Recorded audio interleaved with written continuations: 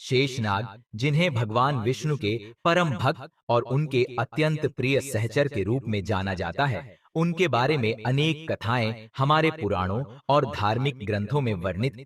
ऐसी मान्यता है कि शेषनाग ने विभिन्न युगों में पृथ्वी पर अवतार लिया।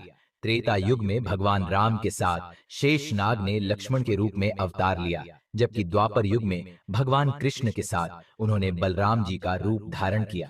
गर्ग संहिता में यह उल्लेख मिलता है कि शेषनाग की पत्नी नाग लक्ष्मी, जो उनके साथ हर समय रहती थीं, अपने पति की सेवा के लिए बलराम की पत्नी रेवती के शरीर में समाहित हो गई थीं।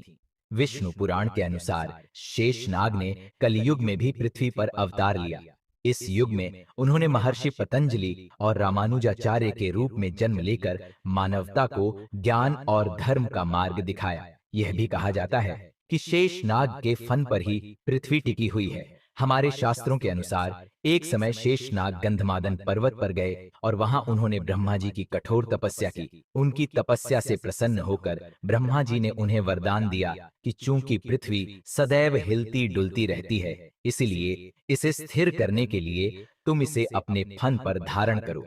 तभी से यह माना जाता है कि शेषनाग के फन पर ही न केवल पृथ्वी बल्कि समस्त ब्रह्मांड का भार टिका हुआ है। शेषनाग की यह महिमा और उनकी भक्ति का उदाहरण उनके द्वारा भगवान विष्णु की निरंतर सेवा और उनके विभिन्न अवतारों में प्रकट होता है। उनकी उपस्थिति से यह सिद्ध होता है कि वह केवल शक्ति और स्थिरता के प्रतीक नहीं, बल्कि धर्म और निष्ठा का सर्वोच्च उदाहरण भी हैं।